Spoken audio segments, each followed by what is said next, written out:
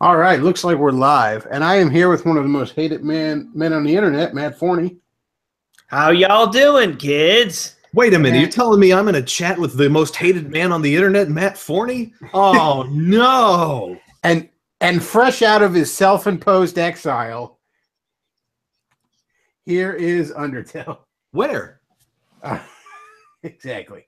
I don't see him. A lot of stuff I want to talk about tonight. I want to talk about why the ACLU was recently accused of white supremacy based on a tweet. Well, I mean, Twitter is the last implicit stand of white identity. So, and speaking of being accused of white supremacy, Taylor Swift was accused of white supremacy for her new video for her new song. Look What You Made Me Do. So, I think I got an echo there. My bad, sorry. All right. Okay. So, yes, you were very, very bad. Very bad man, Matt Forney. Matt Forney and I were going to talk. He just showed me earlier today a new show out in the British Isles that basically they're putting a glory hole on television is the best way I can describe it. We'll get to that. Undertow and I just recently we were talking about a review of Sonic Mania on Arlo's channel, who's a video game reviewer. I do recommend him if you haven't seen it, but this review is bad and he should feel bad about it. So we're going to be talking about that. And first and foremost, I want to shit on some baby boomer music because fuck the baby boomers. Short of the Amish, there's no group of people I dislike more. So, what about baby boomer Amish? Oh man, I don't. Will the degeneracy never cease? Every day we stray further from God's light. So I think it was Wednesday or maybe it was Thursday or something like that. I took my dad out to lunch and I had to run a few errands. So we swung by the mall because he wanted to look for a album that he had just kind of thought of and didn't have a copy and wanted to get it. So he went into FYE, which, as I discussed, I think last Saturday, has almost no movies and music left. But they did manage to have this thing he was looking for. It was Pink Floyd's Dark Side of the Moon. Now, I had not really heard this album before. I think I heard some of the songs on it before, and I've heard a few Pink Floyd songs. There's some I like. And having listened to this album for pretty much the first time I can remember, I thought it absolutely sucked. Now, before everybody decides, oh, Bechtloff, you don't like old timey music. You don't like music before your time. That's not true at all. Some of my favorite songs include Brandy by Looking Glass, Otis Redding's Sitting on the Dock of the Bay. Those are probably things that are in like my top 10 of favorite songs ever. You know, just a couple months ago, I was listening to one of the albums by the Moody Blues, and I think that was just absolute brilliance. So the idea that, I only like I don't like anything before 1990 or some shit like that. No, that's not true at all. This album, however, was absolute fucking trash. First of all, it's about, I'm going to be generous and say 30% of just like dead air, white noise, random fucking noises. Like that's about 30% of the runtime of this fucking album. And the rest of it is like mediocre at best. And there's some Pink Floyd songs I really like, but the only one on this that I thought was halfway fucking decent was Money, and that song's just okay. And my dad is just like he's so excited when he brings this like album into the car. He's like trying to open it up, and he doesn't. Trying to watch him open the plastic without conceding defeat and bringing his knife out was amusing in and of itself. But he's just ranting about how this was like the album of his fucking generation. And I'm listening to it. And I'm just like biting my tongue. Like, this is fucking awful. Like, this is just absolutely terrible. And I'm like, I'm driving, but every once in a while I glance over at him trying to see if like, it's dawning on him this was not what he remembered or something. And no, he's totally into it. Boomers, And I mean, don't get me wrong, I love my dad. I love my dad to death. But boomers in general, like, they just won't admit when their shit sucks. You know what I mean? Like, look, I have a certain nostalgic value to late 90s and early 2000s music because that's when I was a teenager, you know? If a song was playing in the background the first time you got your dick sucked, it tends to endear itself to you. You know? I'll hear songs from that time period that at the time I hate it, and I get a little bit of nostalgia for, like, oh yeah, those were good times. So I get that, you know?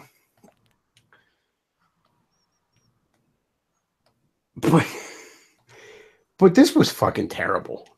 Like I said, it's about 30% fucking dead air. It's about 30% just fucking noises.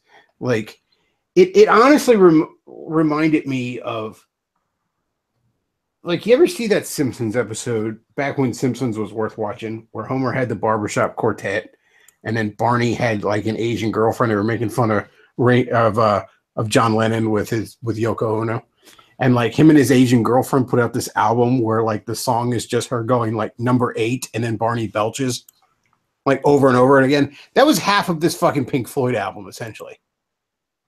Like, just turn me on, dead man. Turn me on, dead man. There's one song that takes about 2 minutes to actually start being a song. Like, just 2 minutes of just random bullshit in the background. I would say that's due to your ADD, but nah, I'm gonna say that. It's a genre called prog rock, which is where they compose things more like symphonies, and it's like, ooh, theater of the mind kind of deal. Yes is one of my favorite bands, actually, and they're very much a boomer creation, but they weren't filleted to the extent that Pink Floyd was, and I don't know why. Actually, yes, I do know why. It's because it had a really memorable album cover, and it became a thing to be like, oh, isn't this a cool album cover? I'll get a poster. I honestly think half of the appeal of Pink Floyd is people. I think half the appeal of this album is people like the fucking poster of its cover. Yeah. Again, it is a really good time I like. Oh yeah, it actually is, and there are some Pink Floyd songs I actually really like too. But no, again, you play something like the Moody Blues. That's something to me that seems like a real symphony of an album where each song kind of same genre. Each song kind of bleeds into the next one, and they almost emotionally tell a story. Yep, that's a concept album. That's a really solid concept album. This was not. I don't see the appeal of Dark Side of the Moon. And, you know, I've had people like, well, you know, I've honestly had people tell me, well, you got to be on weed. That's basically what people, well, if you smoke a blunt, listen to it, it's great. I'm like, yeah, lots of things are great when you smoke a blunt. Well, I won't tell you that's great on weed. I will tell you this. It's great on acid. Like, literally, like, the only commentary I have on this is that, like, 3 years ago, a bunch of me and my friends were in New Orleans, and we locked ourselves in a hotel room the day before Fat Tuesday, took some acid, and started listening to Dark Side of the Moon. And that was pretty cool. Well, I don't... It's a decent album. I think you're experiencing a backlash to the backlash kind of thing, or... No, wait, no. Well, let me put it this way. Part of it is, you know, I've heard my whole life what an amazing album this was, just never really listened to it. And then, you know, it's being played for me, introduced as, you know, the sound of a generation and shit like that. Yeah. And so I'm willing to admit that part of it is I've been oversold on it. Uh-huh. It's good, but I mean, it's not that good. You know? Well, it's fucking boomers who think everything they did is like, you know, the bee's knees. They overrate every single thing they fucking did. They act like they invented such blasé concepts like fucking and stringing two notes together. Well, you know, part of it that always strikes me with the boomers is when you dig into music from that era, you'll notice, and perhaps this is true of all eras, you'll notice that the stuff that isn't talked about as much is usually the better shit.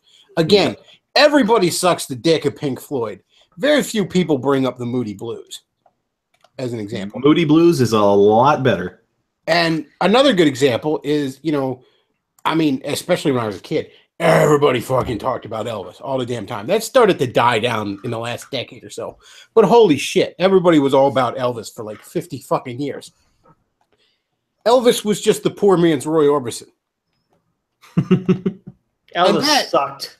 That is an opinion. It's by almost the way. like it's almost that's an like, opinion that's shared by Elvis himself. It's almost like if people were into video games and they thought Skyrim was the best game ever. It reminds me of some dweeb about 10, 15 years ago on a game forum who was all like, "Yeah, Star Wars Knights of the Old Republic is my favorite RPG ever. My only problem is I think the game world was just too big."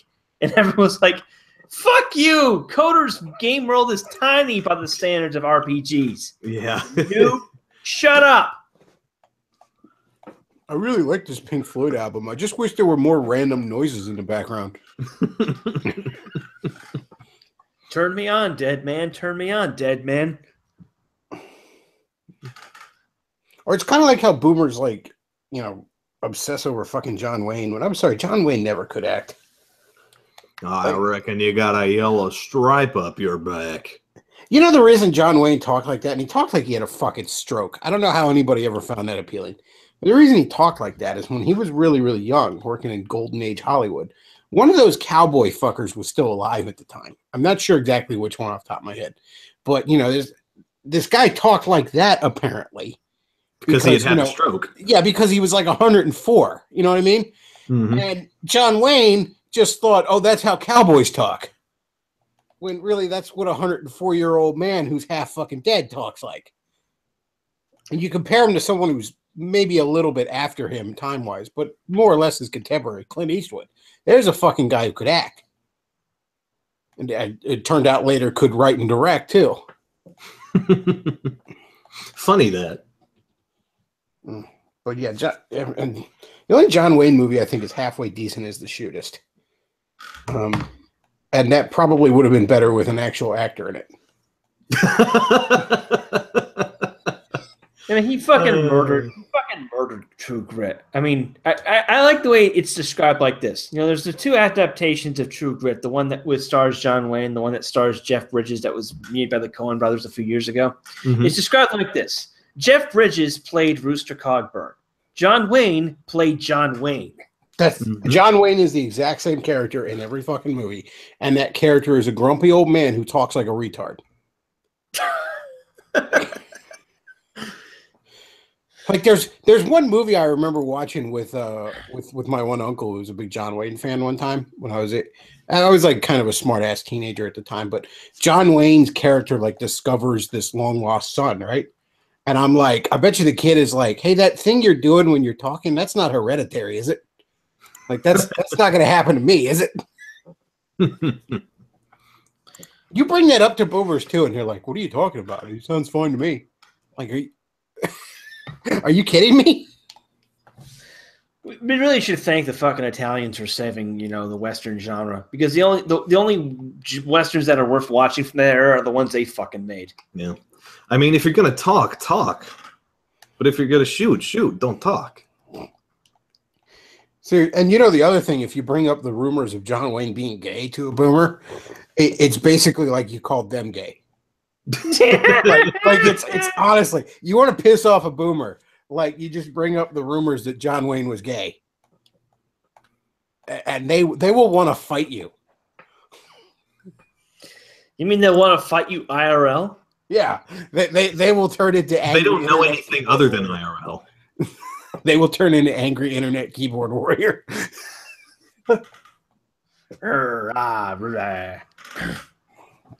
It's hilarious, and I like go ahead and bend over at a right angle, and we'll get this party started. Let me give you a cowpoke.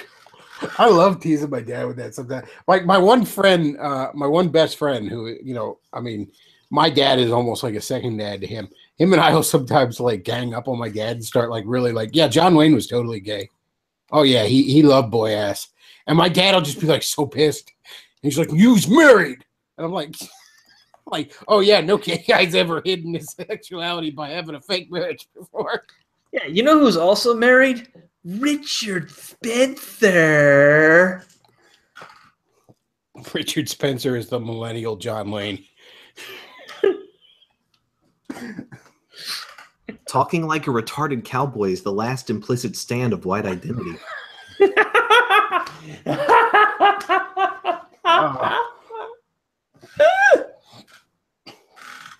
Everyone come down to my protest the cowboy statue removal party. It'll be great. None of you will get arrested, and I promise I'll take any heat. Except I won't. Yeah, anybody that, and I still get people in my mentions on Twitter like, no, he's a real leader. I'm like, why isn't he paying Cantwell's legal bills right now then? Legal beagles. Yeah, legal beagles. Speaking of the alternative lifestyle, right? Somebody, I saw this on Twitter. Somebody was screen capping some classic Mike and Isimoff meltdown from a couple years ago when he was going to kill Julie Borowski's boyfriend because she wouldn't play Sonic 3 with him. That feel when he won't play Sonic Mania with you. Yeah. So yeah, back a couple years ago, if you didn't know, Mike and Isimoff, who was a major figure in the neo-reactionary sub-movement of the broader concept of the alt-right, he had a meltdown on Twitter where he threatened libertarian YouTuber Julie Borowski, saying that he was going to slit her boyfriend's throat because she wouldn't play Sonic 3 with him. Honestly, he should have kept out of politics and just stuck with his robot books. Those are pretty good. I have to imagine some alcohol was involved, but anyways, somebody had screen capped that to me, and I was reminded of an article from about that time. And I want to say I think Weave wrote it. I could be wrong because I can't find the article again, but I think it was Weave that wrote this, and it was in response to the Isimoff meltdown. And some things stuck out in my head as being, well, they didn't quite pan out like this author thought. He was arguing that the various people who were involved in neo-reactionary. Now, neo-reactionary is a very, very cerebral, lay intellectual movement to the point where, I mean, they almost eschew political action in general, and they just sit around kind of just having an intellectual circle jerk about an imaginary king name or something. You're taking concrete actions to create your ideology in the real world. We're gonna sit here and jack off to Carlyle. In some ways, they had the exact same problem libertarianism always did, where they spent so damn much time imagining how this system could function that they never spend any time imagining how to actually make it happen. Yeah, how to actually get there. They're in that way they have a lot in common with ANCAPs, really. But anyway, well, what about the roads? And I'm pretty sure it was Weave who wrote this article. I could be wrong, but I swear it was him. He was mentioning that all the neo-reactionary guys need to throw their lot in with the white nationalist movement because, and I'm not quoting exactly, but this is what he was saying, we can appeal to working class whites, not just the, lay intellectual types. We can appeal to working class whites that you need to actually have any kind of system implemented. And we have quality control, and we don't let the Spurgs run the show. Thinking emoji.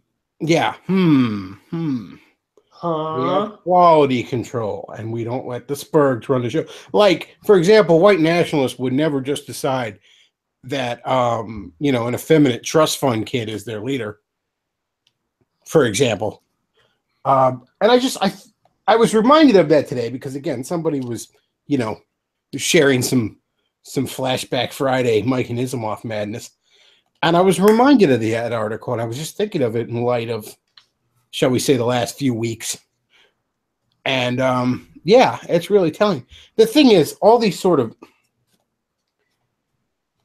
I mentioned this with neo-reactionary and ANCAPs and libertarians and white nationalists have the same problem. There's a lot of talk of, how exactly a system is going to work, and there's not a lot of talk of how exactly you get there. If there's one thing the left always was good at, it was taking intermittent. They knew exactly where they wanted to go, and they were very good at taking baby steps to get there if need be. I remember a few years ago when I first started doing this live stream, and I still identified as much more libertarian than I do now.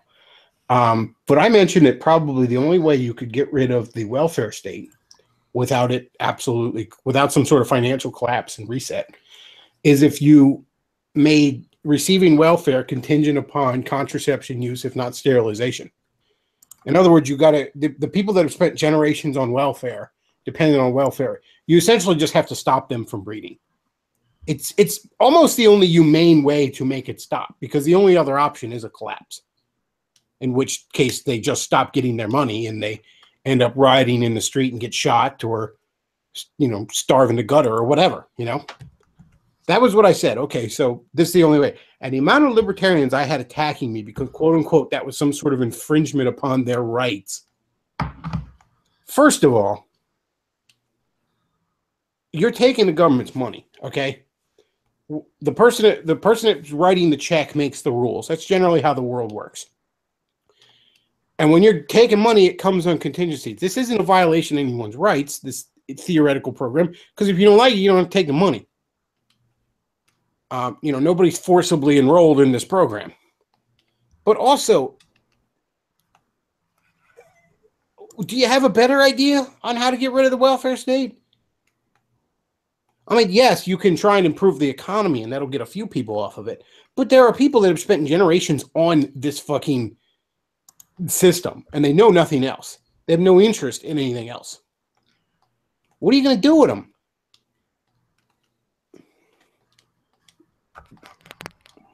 There's a lot of people in all the various stripes of the right wing. And, there's a great deal of diversity on the right wing, at least of thought. And they have a lot of ideas on what they want, but they have no ideas on how to get there. The neo-reactionaries were perhaps the worst example of that. Those guys wanted a party like it was $13.99, but they had no fucking idea how to get there. Well, they didn't want to get there. They just wanted to talk about how much it was better. They didn't care about actually getting there. Now that I think about it, I think the white nationalists almost have the opposite problem. They're all about race war now, and I truly think that the largest portion of this movement are their dogs chasing cars. They wouldn't know what to do with it if they got it.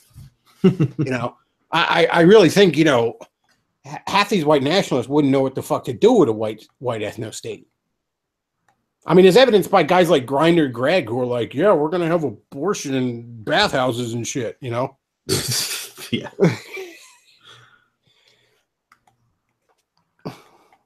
So in some ways, maybe I was wrong lumping the white nationalists, and they sort of have the opposite problem. But the more thoughtful corners of the right kind of have the problem where, like, okay, here's this wonderful fucking like they're world building a fucking Dungeons and Dragons game, but they have no idea how, like, this is how this system works. Okay, that sounds great. How you gonna make that happen? I don't know. I'll shit post on Twitter till it happens. I don't know. They're basically writing fan fiction and shocked that their headcanons are not becoming reality.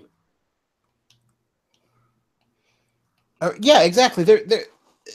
They're not shocked. They're all depressed, and they just want to feel sorry for themselves. They want to. Here's the thing: they're constructing the perfect idealized society, not even utopian, but idealized in the sense that it works perfectly, just so they can complain more about the fact that that's not what the world is. So they can compare their lives to. Listen, I know this firsthand because I started off on this journey through the neo-reactionary movement, not through like anything else.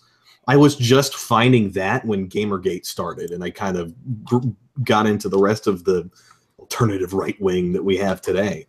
I mean, like, for the vast majority of people in there, look at Millennial Woes. He was a classic example of the neo-reactionary movement. I stopped following him after a while because I realized he doesn't actually want to stop the Muslim invasion of Europe. He just wants to be sad about it. And yeah. that's the neo-reactionaries in general. They don't want to make the world better. They just want to despair over the fact that it's not perfect. Boo-hoo-hoo. I don't have a king I can pledge fealty to. Boo-hoo-hoo. That was one of the biggest problems I had with libertarians. Libertarians would argue positions as if we were already in a libertarian society. You know what I mean? Like some of the things they'd argue, like open borders, for example. I don't necessarily think that's a libertarian principle, but I can understand the libertarian desire for people should come and go as they please. But if you'd say to them, well, a lot of people are going to come over here and just want to suckle off the welfare programs, they'd be like, well, in my society, we wouldn't have the welfare programs. Well, that's fucking fantastic, but we're not there right now. Like, right now we do have them. You know, I mean, at a certain point, none of them have any idea where do you start. What's step one? And by the way, somebody in the chat said, Chris, a number of the people on welfare are children. Are you talking about sterilizing children? Well, first of all, children aren't fucking having sex, are they? So, I mean, well, maybe in New World they are. It's the current year. Yeah, it's the current. Well, in theory, children aren't. Love has no age. In theory, children aren't supposed to be having sex, are they? So, here's the way I'd implement that. Again, actual concrete thing. And believe it or not, I think if you really try to push it, you could possibly get a reform along these lines passed through Congress. You could get the fiscally conservative people who are actually serious about solving the problem would probably get on board. You could maybe get a handful of very environmentally minded liberals on board with it just by arguing some zero population growth bullshit or whatever with it. And the people that would oppose it would be, well, you get a lot of the churchianity, more babies is automatically a good thing morons. Probably some of the Catholics for the same reason. And, of course, the leftists that just want a constant welfare state would oppose it. But here's how you'd implement something like that. You want to be on fucking welfare. And children are not collecting welfare, mind you. Their parents are. Their mom is most likely. The children aren't really directly claiming most of those benefits. You want to be on welfare? Fine. You are not to have any more children. We will provide you with fucking rubbers or whatever, fine. But you're not to produce another child while you're on welfare. If you produce another child while you're on welfare and you wish to continue to be on welfare, you must submit to a sterilization. That's how you handle that. Because I've heard the argument, well, what if somebody's on welfare and then they get back off welfare? Okay, fine. Well, assuming they didn't fuck up while they were on welfare. Because again, having a kid's the easiest thing in the world to avoid. Then they'll be fine. They can have kids once they pull themselves out of it, in theory. No, that stops them from having kids. Well, no, I'm saying you leave it in if you want to have kids. No, I'm saying that you don't pull out of there. Yeah. But again, and you can criticize that plan. You can say it's not the best plan. But again, I'm actually thinking of some way to get where I want things to be. And a lot of people on the right, they don't want to think of that. They just want to imagine, that's how it is, Oh, it's if we wouldn't have welfare. Well, Bechtloff, don't you know? Be the change you want to see in the world. I can hear you rubbing your temples from here. I know, because that's a dumb shit you hear all the time, Mm-hmm. Like, I think people should be able to come and go as they please. I want open borders. You know what? If we lived in a world that was nothing but prosperous and relatively free first world nations, I'd be fine with relatively open borders. Same with free trade. If the rest of the world was first world, I think free trade would work out great. But that's not the world we live in. At a certain point, you've got to take the world as it is, not as you'd like it to be. Especially if you want to actually, enact change.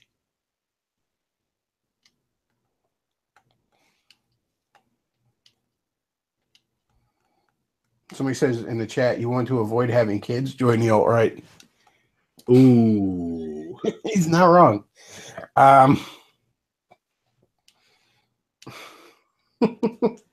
We must secure a future for whites-only bathhouses.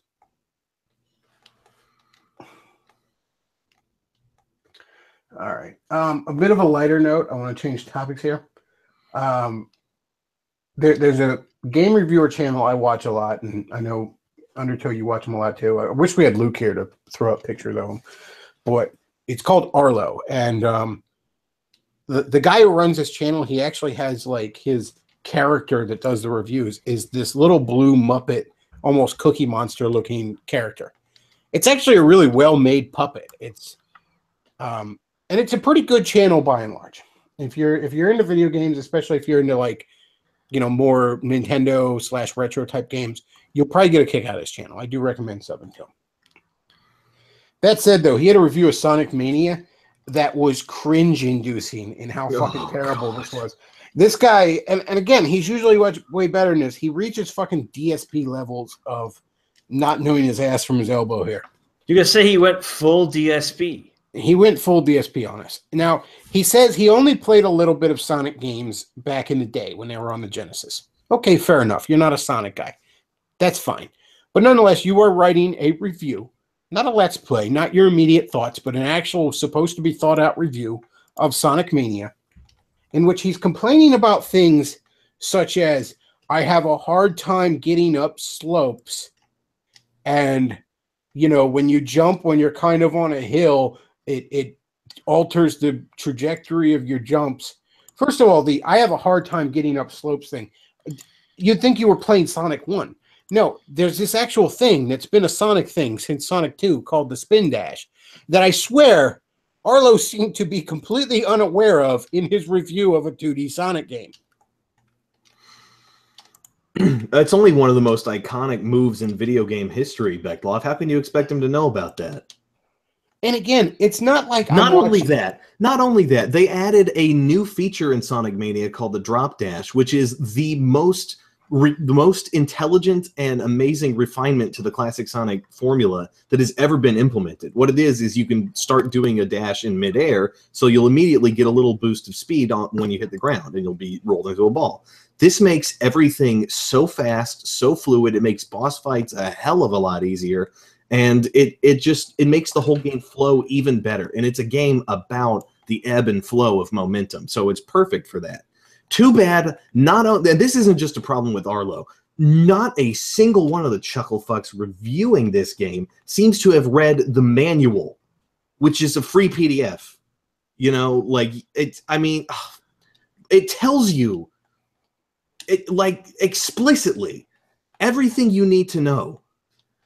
And I can't believe I'm in this situation where I'm suddenly a hipster because I actually know what Sonic the freaking Hedgehog is again. Like, Sonic is suddenly cool again, and now everyone's trying to pretend like they never. Oh yeah, Sonic was always fine. There's not a bit. Yeah, it's good. Fuck you, IGN.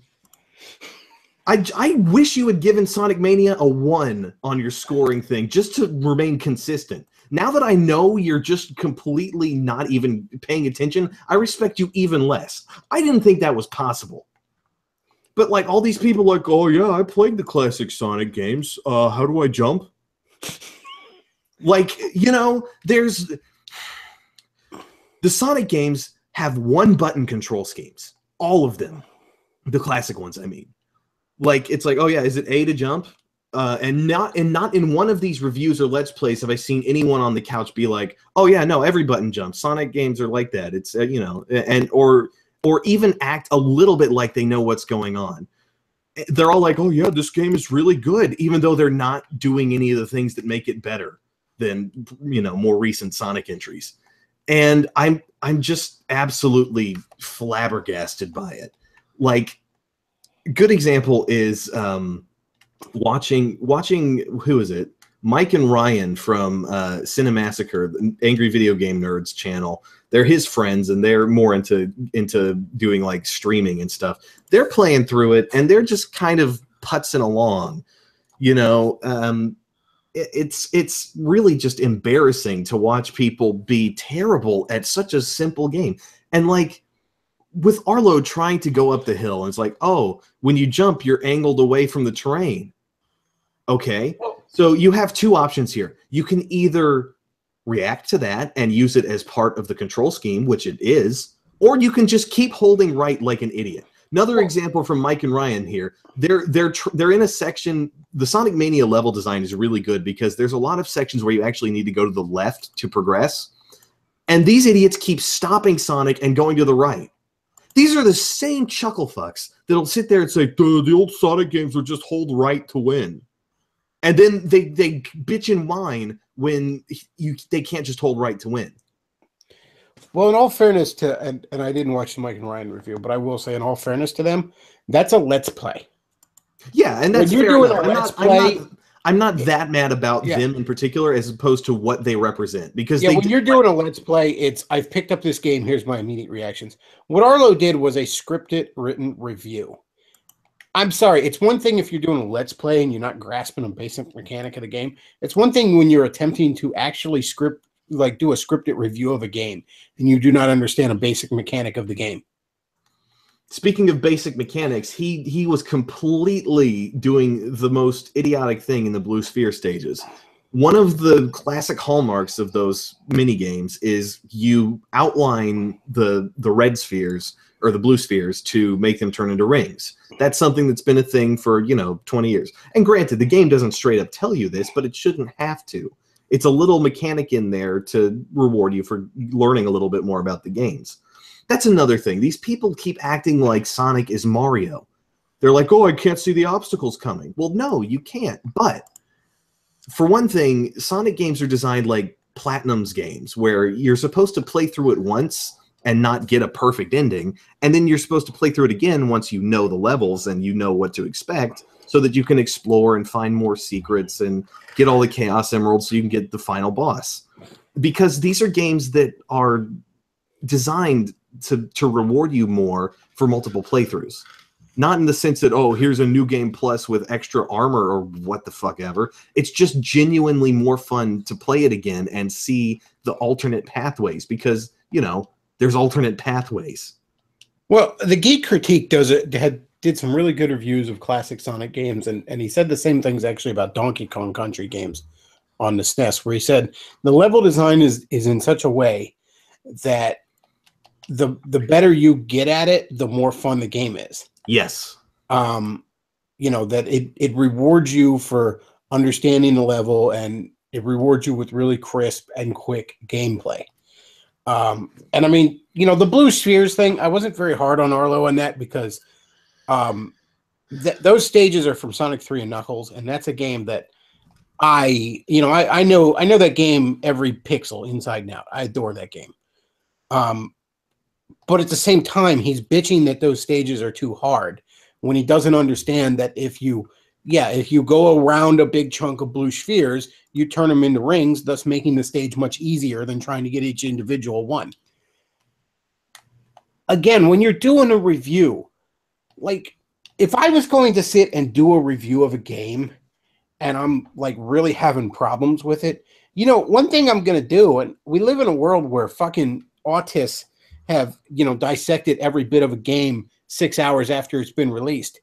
Go online and do some research and ask yourself, is this difficult because I'm not getting something, or is it difficult because, it's just difficult? And you can even mention in a review, I didn't think this one particular thing was that intuitive. I looked up how to do it. That's fine. That's opinion. But when you're just like, it's hard because I don't know what I'm doing, that's not a review. Man, Super Mario is really difficult. Every time I run into these Koopas, I die. I wish there was some way to get around them. Exactly. That was the exact thing that I said to Bechtloff when we were talking earlier. It's like, oh, I'm having trouble getting up the slopes. Yes, because it's supposed to teach you that, oh, you don't just hold right and walk. You have to go back and forth, go up and down hills, roll around at the speed of sound. The speed dash is in there. It's like slopes are a pain in the ass was a complaint people had about Sonic 1 when they were 5. And you know what? Developers said, hey, sometimes slopes are annoying. Let's give Sonic an ability that can deal with that, where you don't have to go run backwards and then run to get back up the slope. Let's give him a little ability. And he's had that ability since 1992. And it kills me because I know that the Sonic was never good thing that IGN started is such cancer, and I'm still legitimately angry about it because Sonic has been really bad for a really long time, and to finally have him be good again, and like genuinely good in like pretty much every way, and then there are people who are like, yeah, it still sucks. You know what? Honestly, I'm of the mindset that no 3D Sonic game has been all that good. And I realize there are people that really love a handful of them. There are things to like in all of the Sonic games. But you know what? But the Genesis games are the Genesis era games are some damn good stuff. Yes. First of all, 8-bit the first 8-bit Sonic 1 on the Game Gear and Master System is far better than it has any right to be.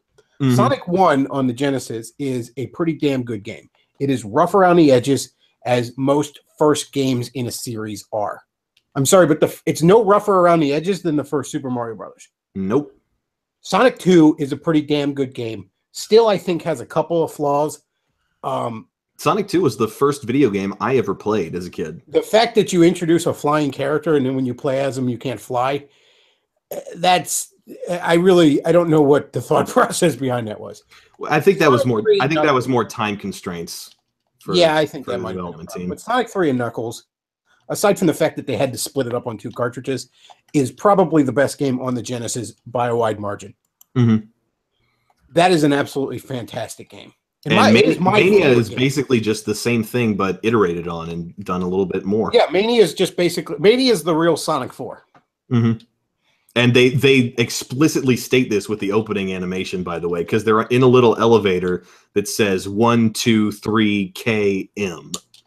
So Sonic 1, 2, 3, and Knuckles, and then Mania.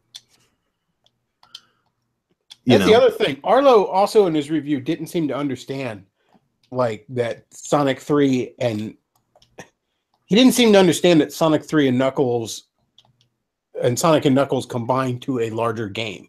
He thought it was all. He seemed to think it was more like when you hook it up to Sonic 2 and you just play as Knuckles in the same game. Yeah. And I'm sorry, that drives me like you're writing a review of something. This isn't a Let's Play. This isn't your immediate thoughts. This isn't a first impressions video. This is an honest review of a game. I understand that maybe it's not a series you were big on. Do a little fucking research then. And I know that Sonic Forces is going to be god awful. You can just feel it coming because they told us it was going to be god awful. You know what? They gave us this classic Sonic thing because they've said yet again we're not confident enough in our core gameplay to let it sustain the whole experience. We're going to shoehorn in this other mini game bullshit. And even if it's going back to the classic games, it's still it's making the experience less cohesive. Part of why Mania is so great is because it isn't this there's 5 different kinds of gameplay bullshit. The different characters have different abilities, but they all have the same physics engine. That's what makes the same feel so satisfying. Remember when I said in Sonic Forces, I thought the third one was going to be Boom? Mm-hmm. And you're like, oh, they're not going to do that because Boom's unpopular. And I thought, well, it's the other Sonic that they have that's visually distinct. I honestly, as I look at Sonic Forces, I think it started out as Boom because the fucking DeviantArt original character has like the energy grappling shit from Boom. I think it started out as Boom. Somebody had said it's got multiple options, but that is one of them. And I think you might be hitting the nail on that. And also, there was like a Sonic art book released around the same time as like that game was announced, and there was this big thing on the back cover of it that was classic Sonic, modern Sonic, and Boom Sonic all jumping towards something together. Mm-hmm. Which I bet you was just early concept art for that game. Here's the thing, though. And it almost sounds petty, but I hope Sonic Forces absolutely bombs. Me too. Because Sonic Forces is everything that's wrong with that franchise. And Sonic Mania is everything that they need to do to fix it. I'm looking at the early gameplay shit that's released. It looks like your typical Sonic buggy ass 3D fucking physics. It's got this obnoxious grimdark story fucking line, it looks like. Yep. And it's even complete with a goddamn original the character straight from DeviantArt that you can make. Yep. It's everything that's wrong with that franchise. I hope it sells like 9 copies. And they're all bought by fucking Chris Chan, so you can make different versions of Sonic Shoe. honestly, like classic Sonic being a thing again, and having a game with an opening animation where Sonic isn't this weird stick figure, spidery weird creep thing, and he's actually a little roly-poly looking cartoon character again, and he fucking smiles. It just brought joy back into my life, and I'm so disappointed because I know it's not going to last, and I know that Sonic Team is going to fuck it up. What should happen is that Sonic Team, those guys need in the unemployment line, and Whitehead and the rest of his crew, they need to be the new Sonic Team. Yeah, they do. Because they actually care, and they don't it's not just a bunch of fan service for the sake of being fan service. It's actually the things that made us fans in the first place that they put into this game, and that's why it's popular. It's why what I think is interesting about Mania is, in one sense, it's what Generations should have been. Yes. I remember when I got Generations, and at first I was so excited because I was looking at classic levels I knew and loved, and I was experiencing them in modern graphics, and then I was experiencing them in 3D, which I didn't like as much, but it was still interesting. And then after like the third level in that game, I'm like, I neither know nor care about anything that's being talked about now. Whereas Sonic Mania is a celebration of all the cool parts of Sonic back when I gave a shit about Sonic. It has references to fucking Mean Bean Machine. It has references to mechanics from the Game Gear games. It has references to things from Sonic CD. It plays heavily off of the main 3 games. It has references to cut content from Sonic 1. Seriously. It's got cutting room floor enemies and stuff that were never put in that now they do. And more importantly, it's got brand new stuff. It's not just the stuff we've seen before. They threw those in there so they didn't have to spend any budget on making new graphics. But the new levels that they did have the time to put in the effort for are honestly better than the classic levels. One thing I saw somebody playing through Green Hill Zone, the new Green Hill Zone in this game. And I'm so fucking sick of Green Hill Zone. It just made me smile because with the collapsible edges, you can get the bad guys to fall off of them now.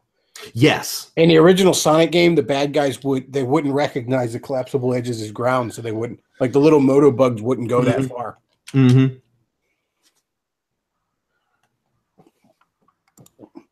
it's a very small good. Thing. I find that very satisfying. The whole game is nothing but little small satisfying things like that. And Sonic Team just continues to not get it, and their stupid Nippon arrogance of, oh, we know better than anybody else is going to make it fail again, and Sonic will continue to be a laughingstock despite this brief glimmer of resurgence of popularity. And that just breaks my heart in advance. Like I'm hoping that maybe somehow they'll learn from this and let some of the cool people at the American branch who actually care do something. Because it's very obvious that the people in Sonic Team are sick of working on Sonic games and they want to do something else. Let them do something else. Hell, let them make a new Rice Star game. We would love a new Rice Star game. I'd probably prefer one made by Whitehead, though. Me too. But I'm just saying, give them. Forget that then. Let them do something new. Man. You know what the best game Sonic Team has done in their whole library is, and it wasn't a huge commercial success, but I really liked it. It was Billy Hatcher. That was a really solid 3D platformer. Didn't they do Nights into Dreams? You could give that a revival. They did. And it sucked because they put it on the Wii. And it's already, that's the other thing. Nights into Dreams is a really niche game. That's not something that you're going to have mass appeal on.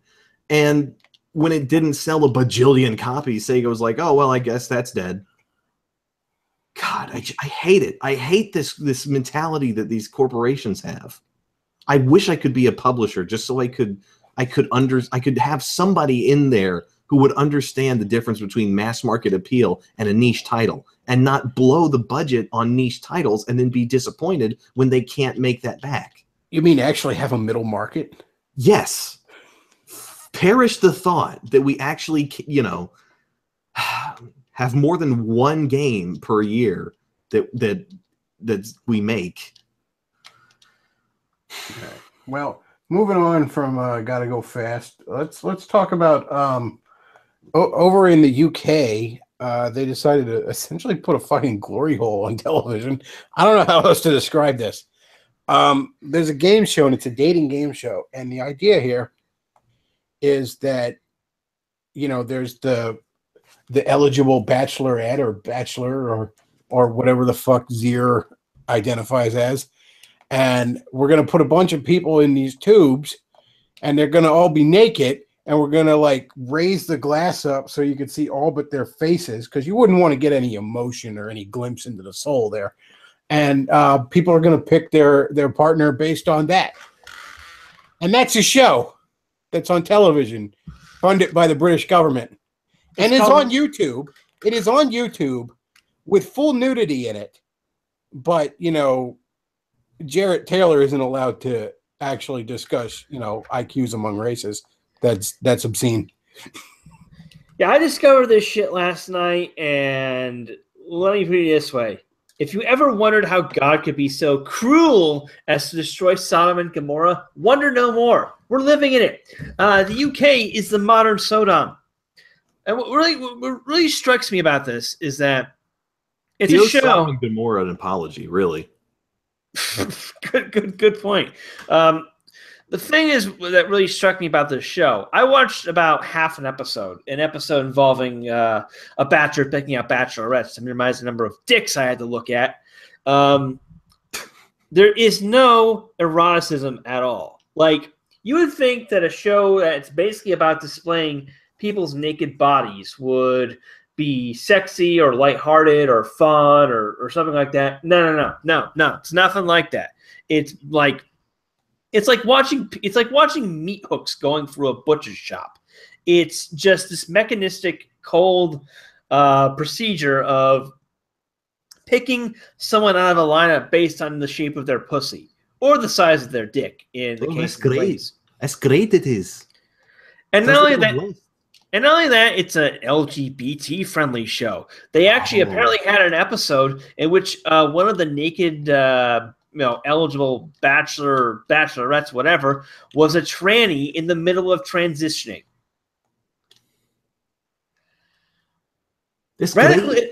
Radical Islam is an improvement over British culture. Okay, you Brits listening over here, you deserve to get taken over by ISIS. You deserve to get taken over by Muslims. Because guess what?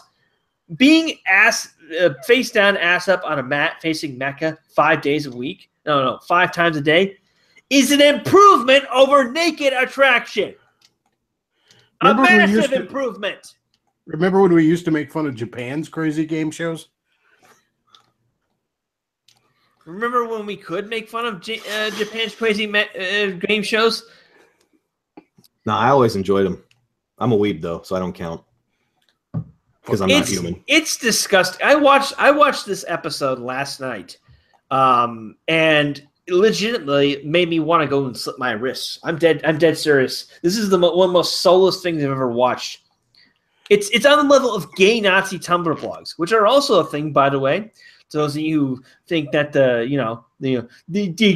alt-right isn't gay, blah blah blah. No. Check out gay Nazi Tumblr blogs where they talk about serving Satan and reblog pictures of each other's cocks in various states of undress while posting pictures of Richard Spencer that they jizz on.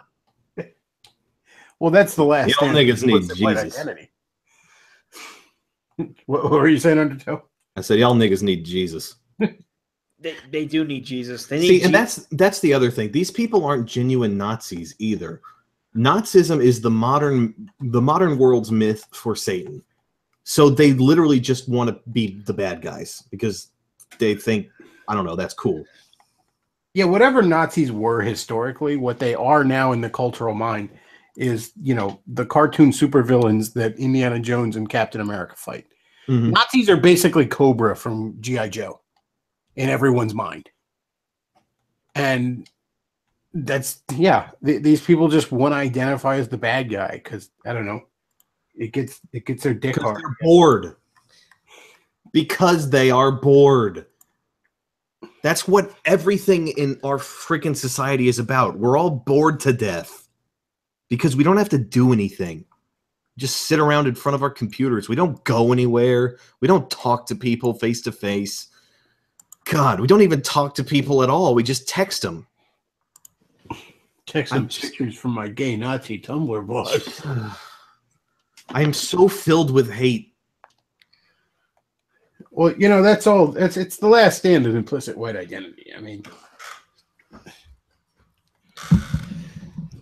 seriously. And again, just a reminder, this is on Channel 4 in the UK, which is a publicly owned broadcaster, meaning that if you're British, your tax dollars are going to pay, to fund what is, as Bechtloff described, basically a glory hole on broadcast television. Well, not only that, you are legally required to purchase that channel over there.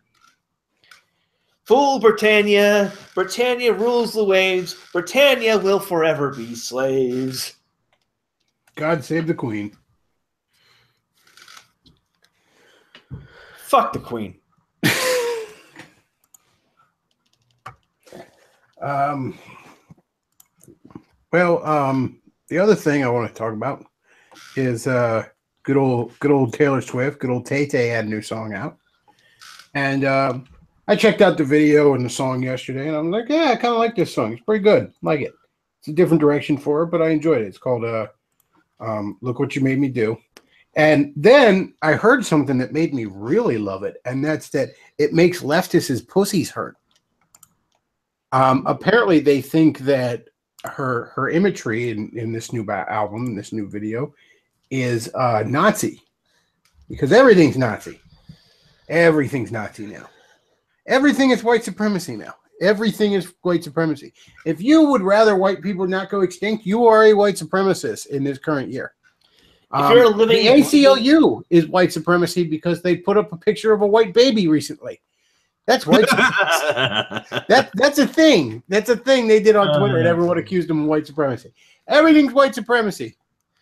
Everything. Including being black. That makes you a white supremacist. Yes, no lie. I've heard Charles Barkley recently accused of being a white supremacist by leftists. Okay, it's great. Yeah, it's great. Just have a good time. Just enjoy the world. Everything I don't like is Hitler. It's funny. My friend shared with me a meme from last night saying that. Claiming that Taylor Swift apparently has been posting on B all these years anonymously. Well, she better have been.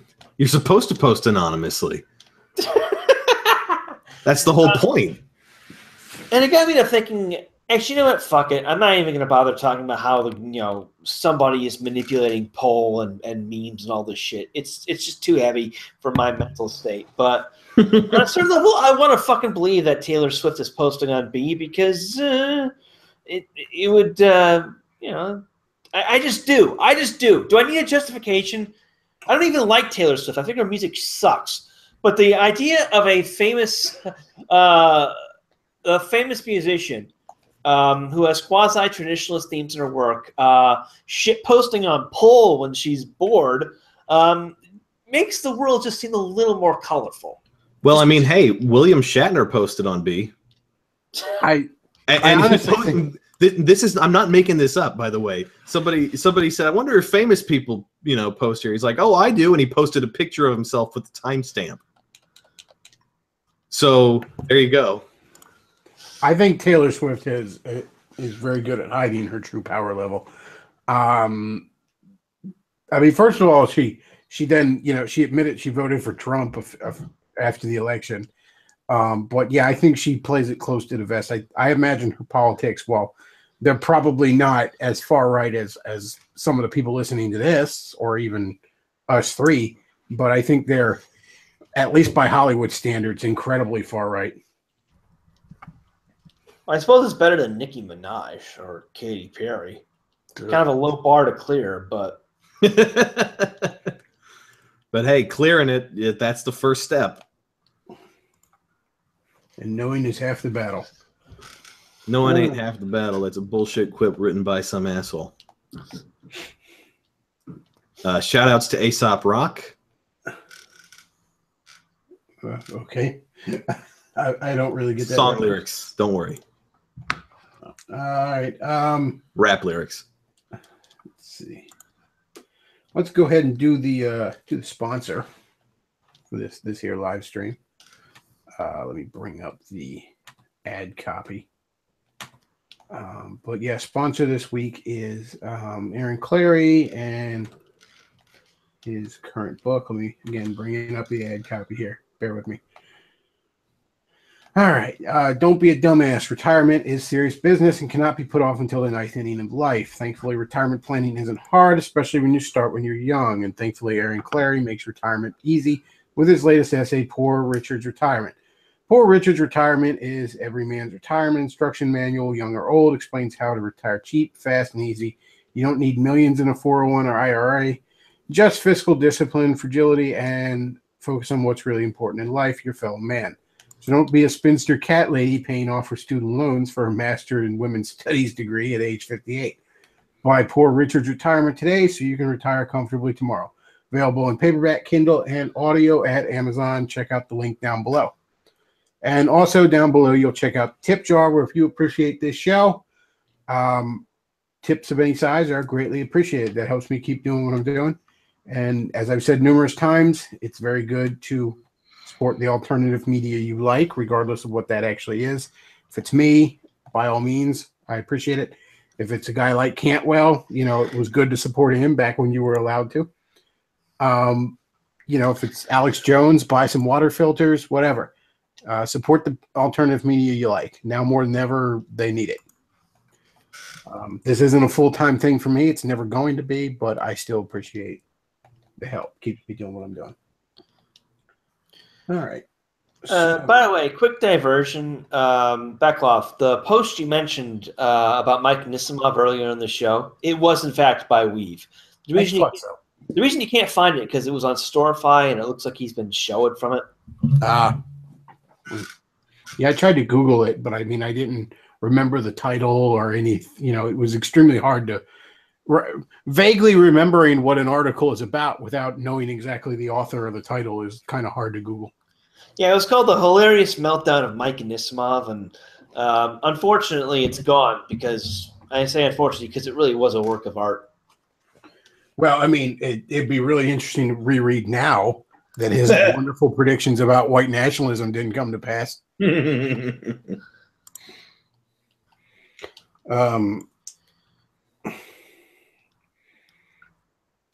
It's weird. Like I spent the past few days arguing with over on Breakpoint.org, the old church lady that runs is a moderator there.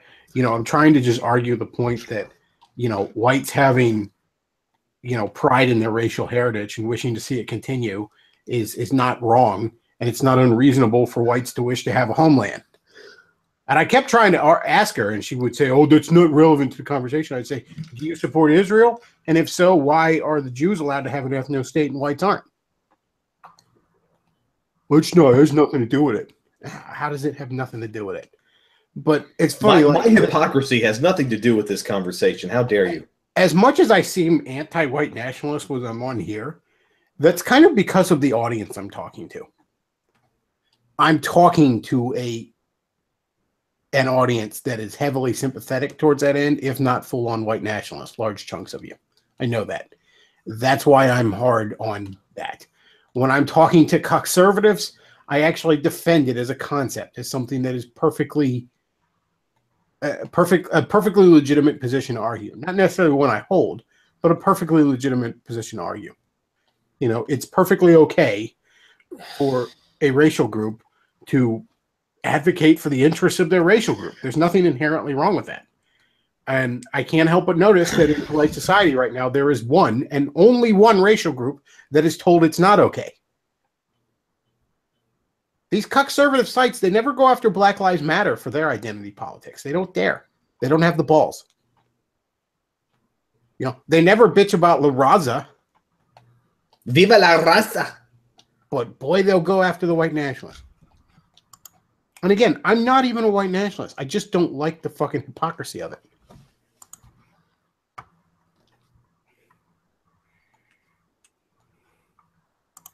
So yeah, when I'm on this show, generally, I'm not the kind of guy that's going to tell you what you want to hear. Generally, I'm not the kind of I'm generally not all that kind. Like, I'm not the kind of guy that's just going to stroke your fucking dick and tell you, oh yeah, it's great. What you believe is great. Even if I half agree with you, I'm going to tend to focus on the half I don't agree with, because that's the half that needs discussed. And I realize that pisses off some of my audience, and I'm sorry, but understand, you can call me a cuck all you want, but as I said before, I'm a guy who's sympathetic towards the goals and concerns of white nationalism. So I'm the exact kind of guy you should be asking yourself, why haven't you gotten guys like me on board more? I'm sorry, Matt, you were going to say? Yeah, I was going to interject and be all like, "Oh, you're purity spiraling, you're counter signaling, you're punching right." Yeah, punching right. Punching right, coming from the same people who think that fashy drag shows are the future of the white race. Well, here's the thing. I'm not interested in seeing how fucking far, quote unquote, right wing I can go. I'm interested in what is true. I'm interested in, as best as I can understand it, how should we structure civilization? How should we get civilization? How should we turn civilization back around? Because our civilization's going in a bad direction. All right. Anybody who isn't, basically pure fucking evil can see that. I don't know who just DSP'd in the mic, but hey, don't look at me. But yeah, I think we all know who it was. In fact, I think I'm having PTSD flashbacks about it. Longtime viewers will know exactly what I'm referring to.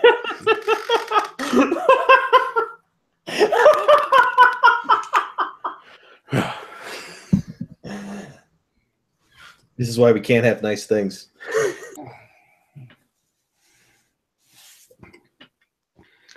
But yeah, that's the thing. I'm interested in, what works. I wish to be in a relatively stable, prosperous, and free society. And that's generally where I want to get to. And my whole point of discussing politics is, how do we get there? How do we get to a point where society is relatively free, prosperous, and stable enough that I don't fucking have to worry about politics anymore? The answer is vaporwave, my friend.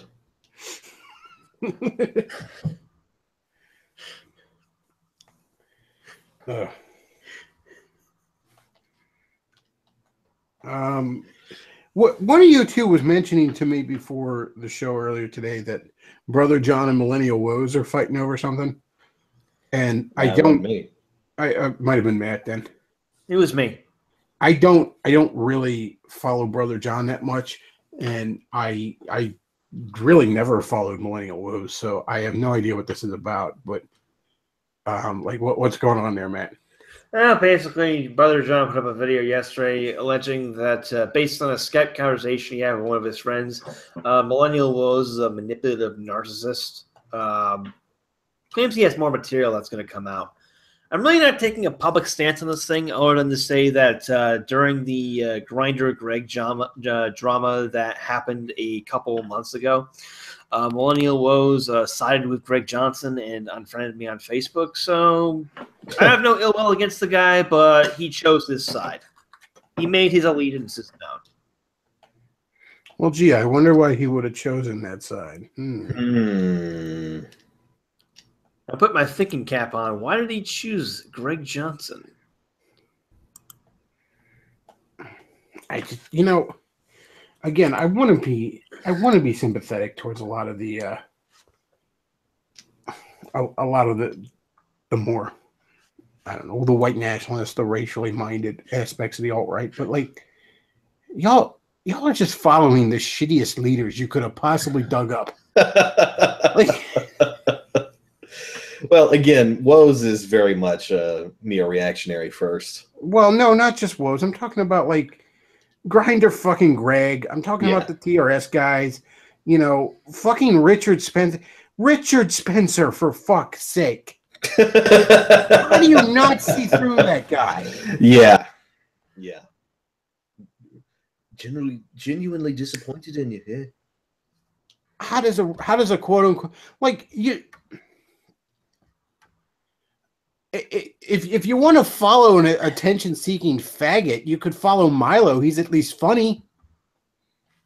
I mean, yeah, but Milo sucks black cock. Therefore, he's bad. Now, not the fact he sucks cock is bad. It's that he sucks black cock.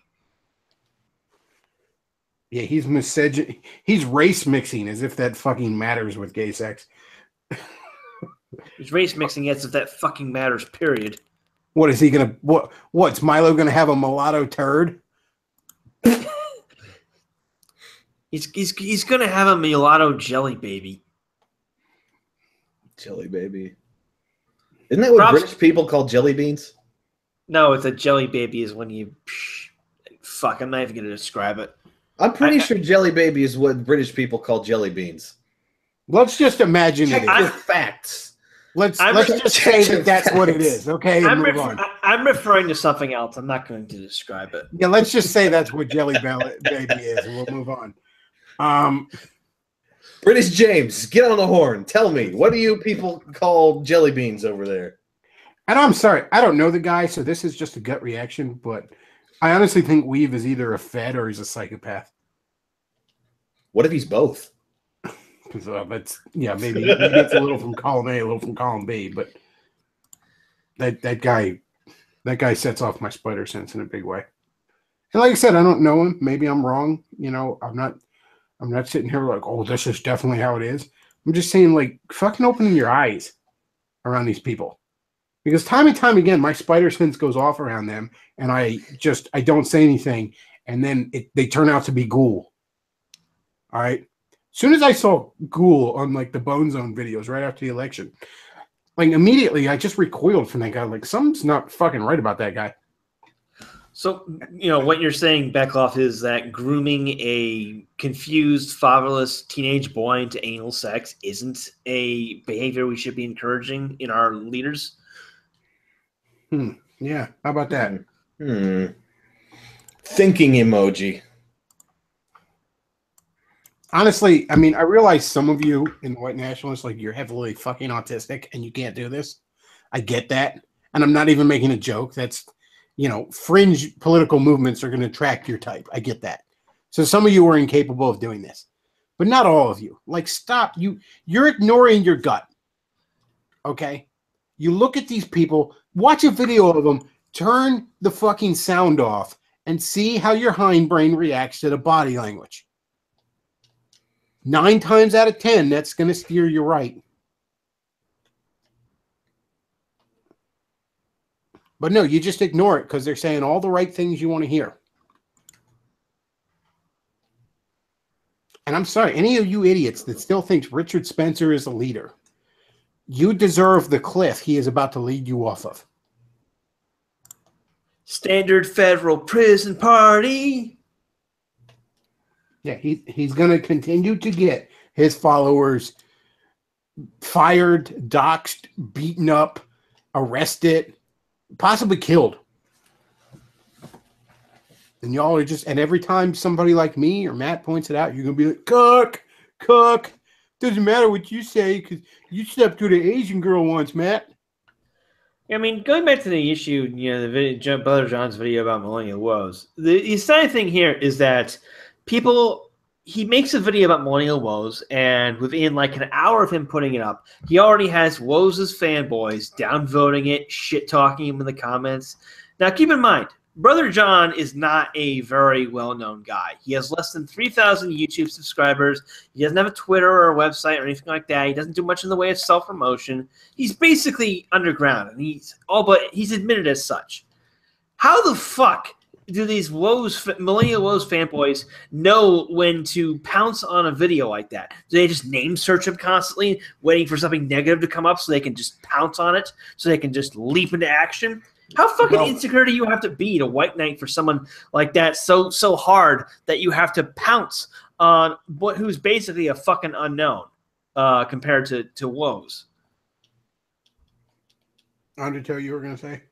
I was going to say, Woes actually set up Skype groups for people who had appeared on his podcast or who were, frequent commenters. So maybe there are just, Discord groups or Skype groups or that sort of thing. Well, that's possible. It's still fucking really sad, though. Yeah.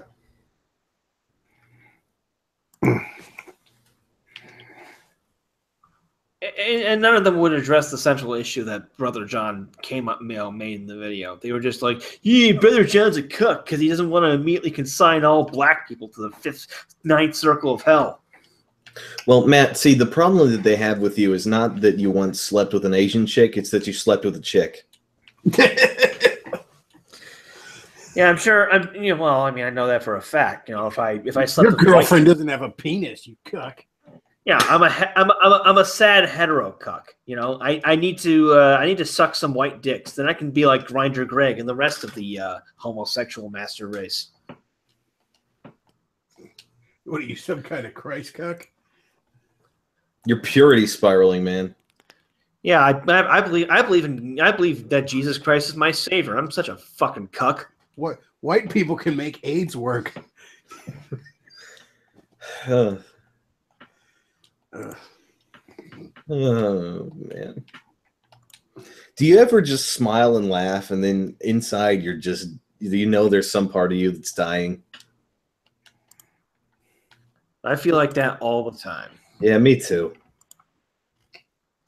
Well, Matt, you had the podcast the other week, and it was really good. Where you just you need to disengage from politics a lot, and yeah, that's why I went into my quote unquote exile, as you keep calling it. But yeah, that's and I've done that on this stream a lot. I don't talk about it nearly as much as I used to, and it's I mean, what the fuck side in these battles? I mean, granted, if I absolutely have to choose between a Nazi and a communist, I'll take the Nazi. But ideally, I don't want either. Well, it's like, what is our fucking stressing about it doing anything? Realistically, all of us, everyone listening to this, and as well as us, we're fucking drops in the bucket of social change. What is constantly screaming on social media about how the white race is going down, we're going to be taken over by the Dindus, Even if we are, screaming on social media isn't going to do jack. You know what will help you out? Clean up your room. Go ahead. I was going to say, what will help out is clean up your room, bucko. Yeah, I was just about to say, I had a tweet the other day. It was like Sunday afternoon where I'm like, any white man that took his family to church this morning did more good for his race than the entire Charlottesville rally. Well, thanks for the insight there, Dr. Peterson. Hey, well, good luck with that, bucko. It's funny too, because I actually was listening to sort of got the idea of doing the podcast, was listening to one of Jordan Peterson's lectures on the Bible, and he's getting to the part on Sodom and Gomorrah, and he's talking about, if there's something in your life that's holding you back, it doesn't matter how much you care about it or how dear it is to you or how you feel about it. If it's holding you back, you got to let it go. You got to make that hard choice, because otherwise it's just going to drag you down with it. Mm-hmm. You might care about, the struggle for the white race or whatever, but if it's holding you back in a substantive fashion, keeping you from growing, you gotta let it go. You gotta just relax. Throughout my adult life, there's been times when I end up having this one recurring dream for a while, and it always takes several different forms. The details are constantly different, but the dream basically amounts to I find myself back in high school. And, I'm stressing over the fact that I'm unprepared for some manner of test or something that's coming down the line. Everything's falling apart and the grades, how am I going to get my grades up? And then at some point in the dream, it dawns on me, wait a second, I already graduated high school. What the fuck am I doing here? And I just walk out. like that's good. It takes several different forms. The school could be some weird amalgamation of my elementary school and my high school, or it could be whatever. It how dreams are. It's constant patchworks of things your subconscious has pulled. But that's the basic plot to the dream over and over again. And I found there several times in my life when this dream just keeps fucking playing. And it sounds funny, but it's an extremely unpleasant dream because I spend the majority of it extremely fucking stressed out. You know, like, oh my God, everything's fucking falling apart. It's all turning to shit, you know? And I'm like, wait a second, I already have a fucking high school diploma. I don't have to go through any of this bullshit. I walk out. And that dream basically happens at points in my life when, like, I don't know how to put it, where it's like I'm stressing over something I don't need to be fucking stressing over. And my subconscious is just trying to tell me to knock it off. And I found in the last few weeks, you know, I found myself having that dream, and then, you know, the Charlottesville thing happened, and I just kind of said to myself, you know what, I'm done. I'm done. I don't know how much I ever was in the alt-right to begin with, but I'm not now. You know, it's an interesting thing to talk about on the stream. I'm never going to not be completely interested in politics. It's always going to be something I'm somewhat concerned about, but I'm done obsessing with it. You know, and I've spent the last month, but especially after the Charlottesville, I've amped it up.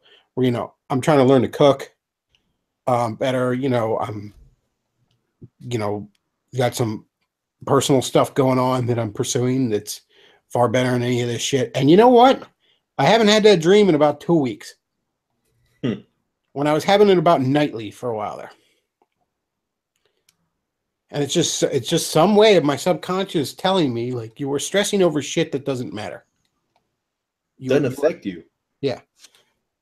Don't affect you. And where you do it, it's illegal.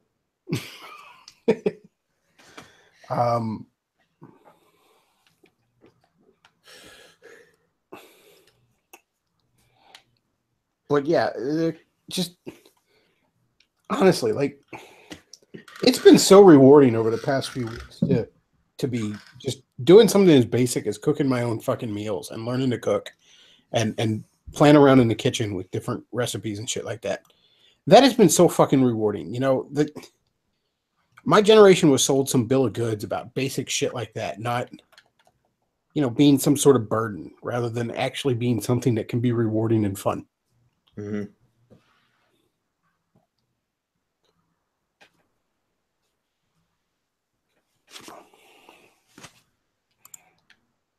And also, men are generally better cooks than women anyways. So that's sexist. It's true, though. That's why the best chefs are men. Because here's the thing, like, yeah, because I've actually been people, you know, people in the chat have joked, and people on Facebook have joked, like, you know, oh, that's a woman's thing, cooking. When women cook, it's like utilitarian, like they're cooking for their family and shit like that. When men cook, though, it's like a fucking art form. You know, I mean, let me ask you this: if you went to like a barbecue, would you be particularly happy if the lady of the house was the one at the grill? That's kind of a red flag to me. Well, she probably set herself on fire. You know, yeah. First of all, guys are going to be, you know, to use a Futurama reference, they're much more likely to give it another hit from the Spice Weasel. All right. And also, they're just guys cook. It's more of an art form, and I mean, I know as a kid, you know, I was much happier when my dad was cooking than my mom was cooking because I knew I was going to get better food.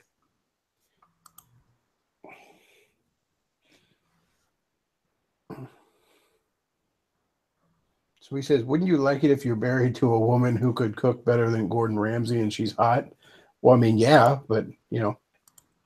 I'd like to have a threesome with Zoe Deschanel and St. Vincent. I know that's never going to fucking happen. You know, I also would have been happy if I'd have won the Powerball on Wednesday, but it didn't pan out that way. That's right. It's okay, though. I'm sure I got it next time. Just took a, yeah.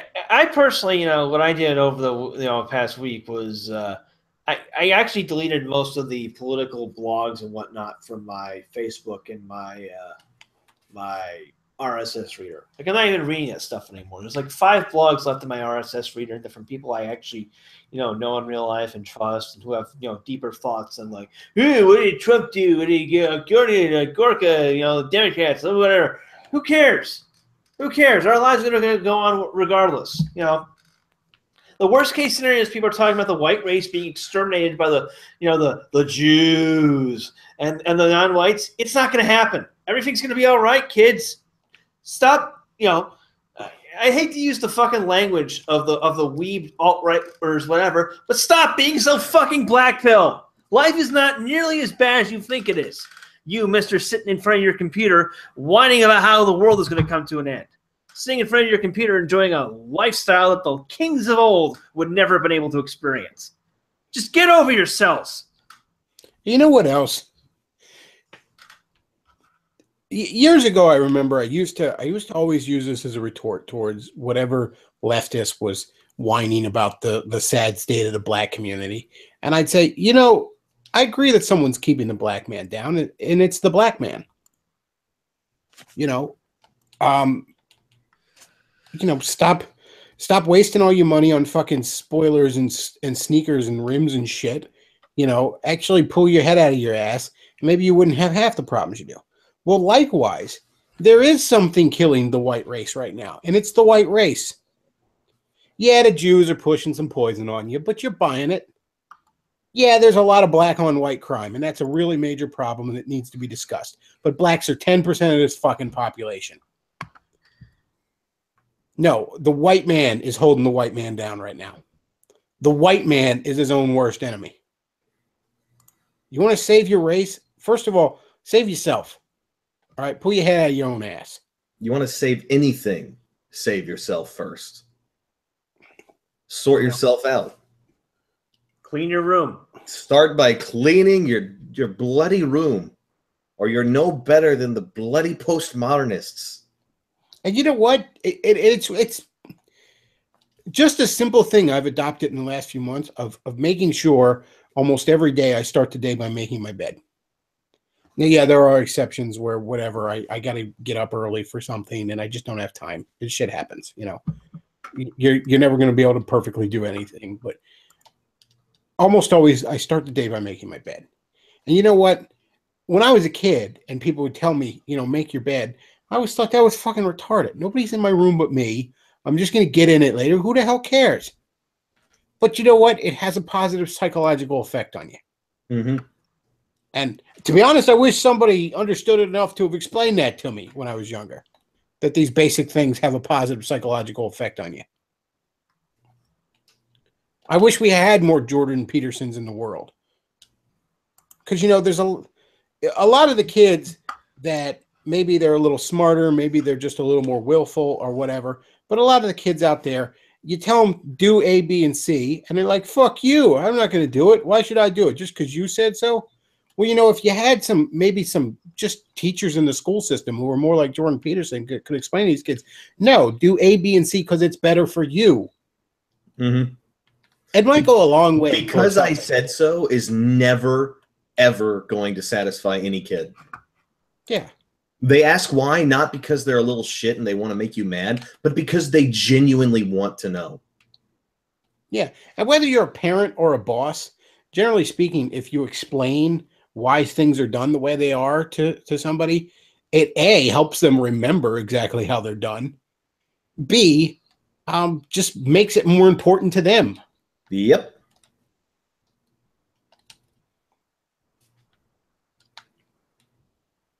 Or you could go walking down the path of Cain, roughly speaking.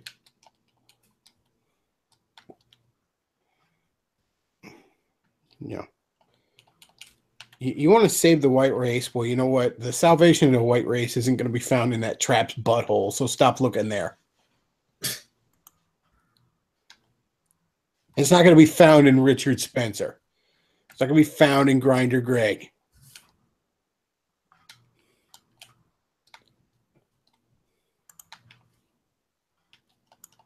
And honestly, I said this on past lives. I feel genuinely bad for Christopher Cantwell because he threw his lot in with those guys, and he's paying the biggest price of all of them. And frankly, I think he's the one that had the most potential of all of them. You know, I hope somebody gets a crowdfunding thing set up to help pay for his legal fees. I think it is absolutely disgusting that Richard Spencer hasn't stepped up to try and help that. Mr. I'm the leader of this. Things went south. Too bad for the guys that got the worst of it. And I can't help but notice Richard Spencer being so important to the movement that Cantwell was deplatformed off everything from YouTube to OkCupid. Richard Spencer still has a Twitter account. Richard Spencer's still allowed on TV. Not just allowed, but they practically fucking beg They love it. on They TV love every it night. when they can get him on TV.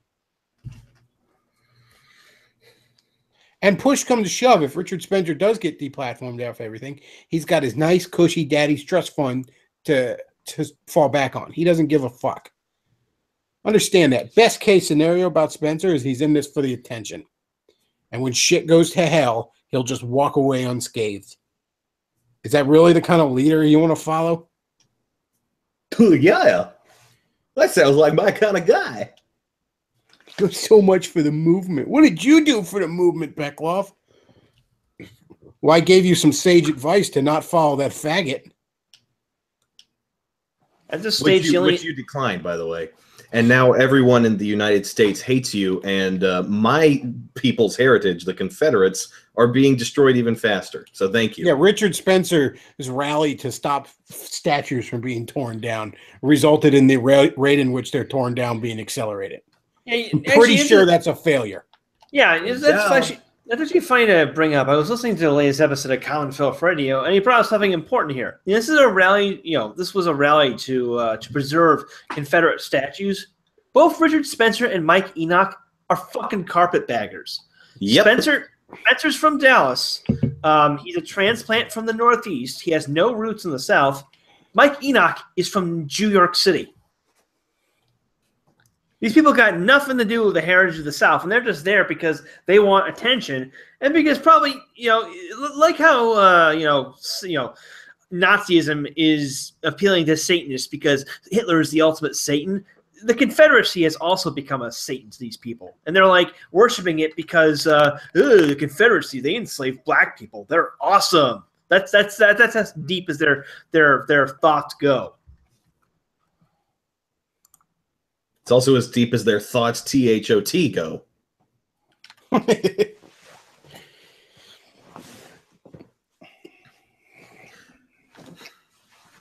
I'm still shocked at the people that are like, no, he's great.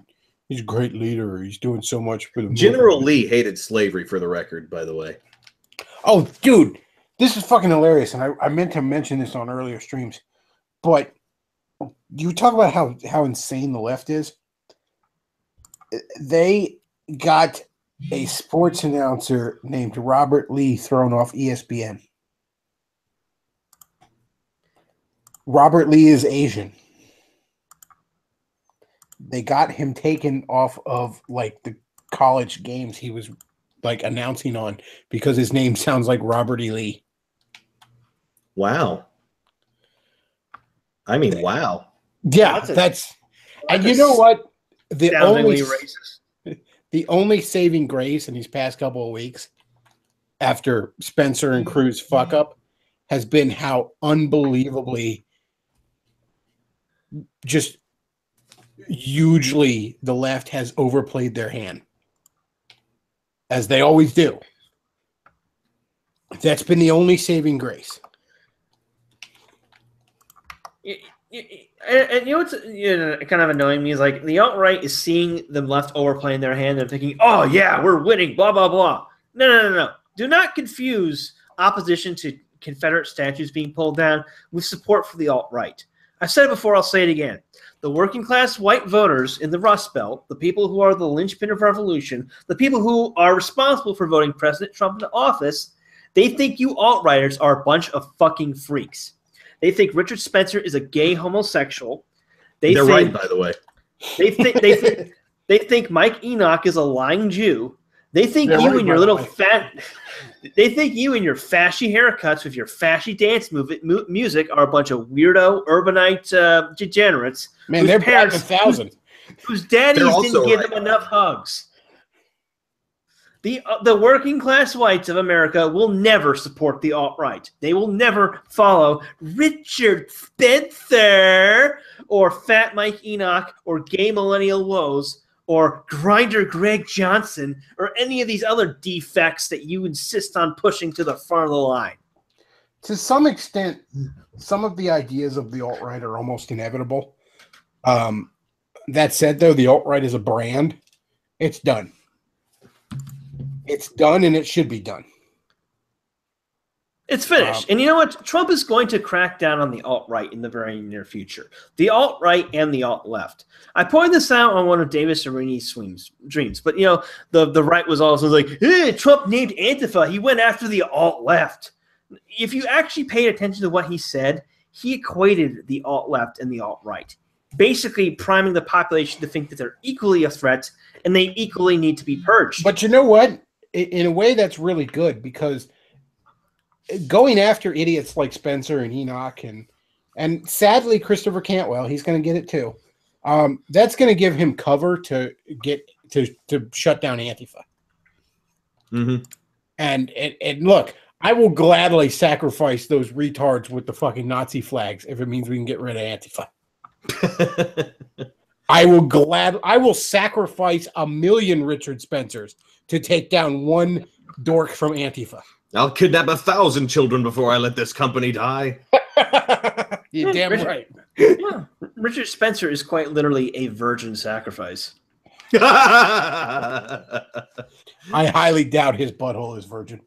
Ooh.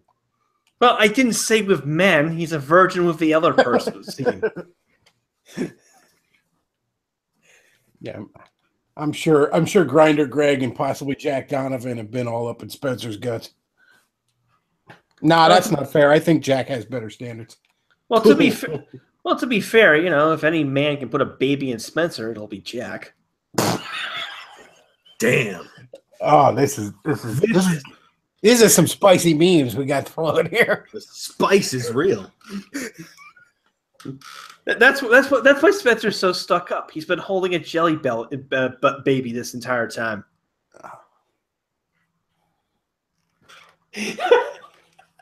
Wow, I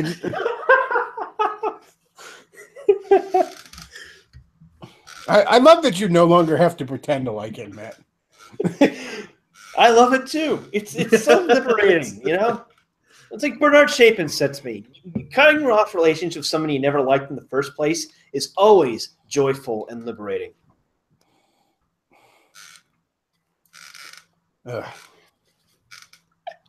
I feel bad for Daniel Freeberg. He has to still pretend like Richard Spencer's not a piece of shit.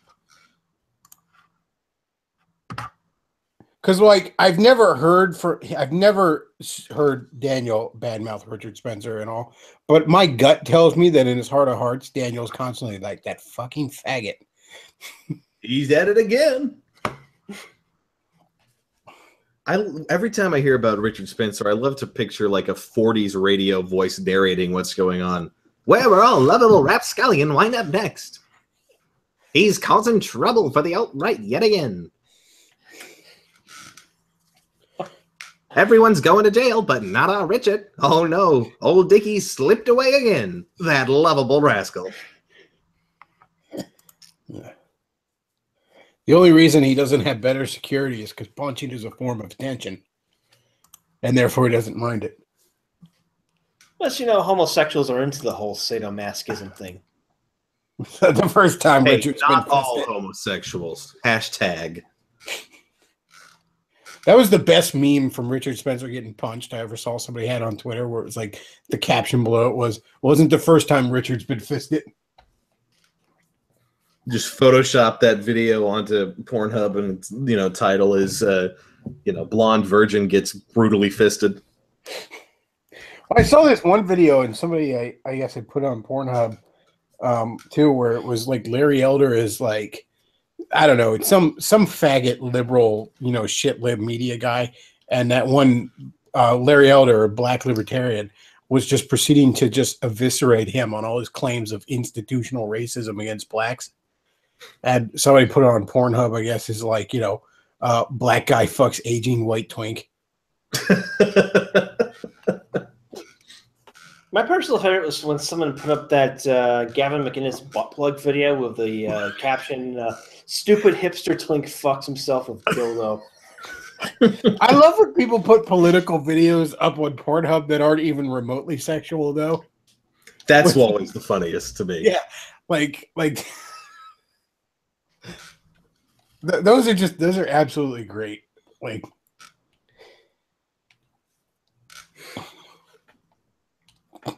Like somebody put up a scene from the one debate. It was like old lady gets fucked by rich guy in front of audience.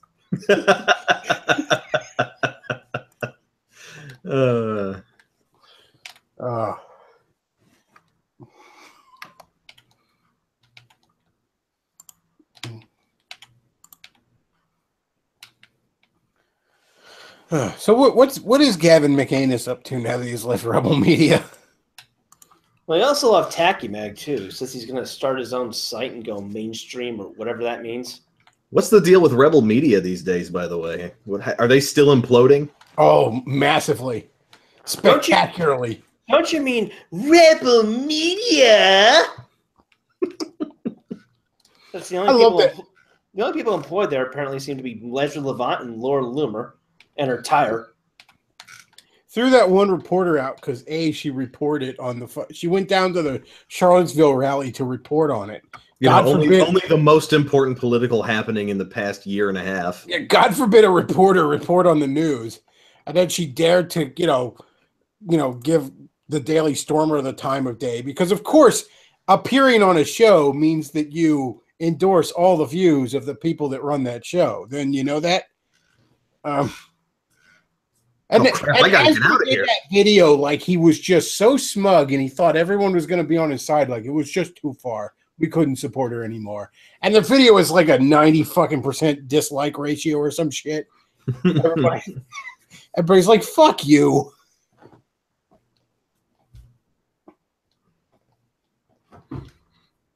Aging Jew rapes young woman. Like, yeah, I don't particularly like the Daily Stormer either, but if I were to actually talk to them, that doesn't mean I fucking agree with everything they say. Any more than it means that if I go on any other show. I mean, I had Beardsome Cumbeardly on this show, and it doesn't mean I wouldn't happily throw him out of a helicopter. There's a jelly baby if I've ever seen one.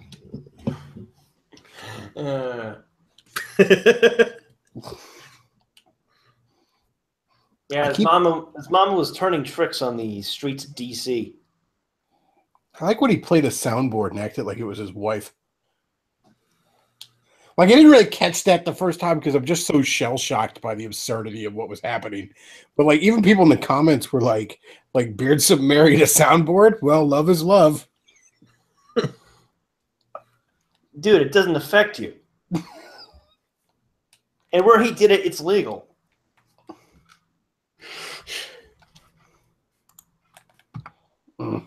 Actually, someone in the chat just brought something interesting. Ezra Levant claimed earlier this week that the Rebel Media had gotten the Stormer treatment where their host was kicking them off. Then their DNS was their web domain registrar was canceling their registration. But he was like, "Oh, it's only happening in certain countries because no one saw any interruptions to the site's operations." But it was happening in certain countries, You've never heard of them. Yeah, like Latveria. Yeah, I was just about to say Latveria. I knew you would. I knew you would. Doom's not letting his people read I had to beat you to it. I was going for the Niagara Falls, Canada joke from the Breakfast Club. It's happening in Narnia. It's happening in Absurdistan and Transnistria. It's happening in the realms of the unknown. We're currently being censored in Durkistan. So I just that reminded me of I just saw the latest episode of the Down the Rabbit Hole YouTube channel, and they were talking about, I can't remember the guy's name, but it was this absurd, like, what they call outsider artist, where it's somebody who's just completely basically, you know, like Chris Chan. But this guy was actually a lot like if you cross Chris Chan with C.S. Lewis. Was the most absurd thing I've ever heard. Like he had this whole sprawling epic novel he was working on about a Christian nation going to war with these horrible, evil people. And it was all about like these 8 little girls who were like the most perfect, good people ever or something. And they all had names and stuff. The way he taught himself to draw was to like take advertisements and newspaper pictures and stuff and just copy them basically. And he had a self-insert character who was like a really amazing general in the story. And at one point he lost one of his reference pictures, and he blamed God for this because he prayed to find it and he couldn't find it again. So he said, God has abandoned me, and he switched his character midway through the story to be on the other side. And then he found a chick tract about going to hell, and it scared him, so he switched his character back before the end of the story. It's the most absurd thing I have ever heard, and it's amazing. But this guy was like... I really want to go out and read this story now, because I just know it's going to be an experience just like Sonic High School or you know, Crash Bandicoot Z or something amazing like that. Have I ever talked to you guys about those? I think you have talked about them on here, yeah. They're so good, dude. You know, yeah, I was just thinking of you know, talking about these people in the alt-right and how accepted they are and all, and I just realized, and I might actually try and do this if I won the Powerball, which I mean, admittedly, is, you know, almost certainly not going to happen. But if I win the Powerball next time around, I'm going to see if I can contact Whitney, Wisconsin, and I'm going to pay her to start pretending to be a Nazi and see if she gets accepted. You in white nationalist circles. Said this while we weren't broadcasting. Now the cat's out of the bag. Yeah, but you know what? And the off chance it happens, I can delete this. Nobody's fucking not enough people listen to this for it to really. But no, pay Whitney, Wisconsin to try and like see how far they'll go. Will they accept her into the fold? Well, love is love. Fuck no. The last stand of implicit white identity. Yes, but were they German Shepherds? If so, it's okay. Yeah, they better not be like some, I don't know, Chihuahua or something. Those are so small, I don't know how you could, but in all fairness, I really don't want to have to think about the mechanics of it that much. Or pay Chris Chan to do it. Pay fucking Chris Chan to like decide he's alt-right. See if they'll accept it. Chris Chan would fuck it up though. Yeah, you're right. Like, he signed his name when he edited his own Encyclopedia Dramatica articles to be more nice. So you'd have to play the long game. You need OPSEC is what I'm talking about, Bechtloff. You need, because I mean, Whitney, Wisconsin's probably too insane too to not fuck it up. You need to get somebody who's like a struggling actor who is willing to like first go out and be a Whitney, Wisconsin degenerate for like 6 months, and then switch to hard. Like maybe that's what Tequila is even doing. Who knows? But but then switch to hard white nationalists and see if they're accepted. See if there's any standards left. The plot thickens.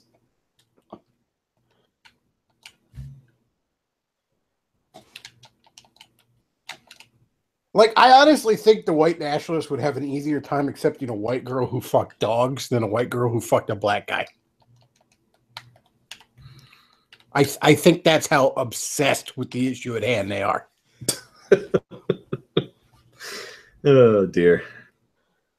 But yeah, that would be absolutely fantastic. Just full on. And then, like, after, like, 6 months of degeneracy and then 6 months of being, like, white nationalist And then if she's accepted, then you just, after a year, you just blow it open and be like, this has all been an elaborate fucking bullshit ruse. Like an Andy Kaufman act. Yes. I don't know. There's a small part of me that still is waiting for the reveal of the Andy Kaufman act for Chris Chan.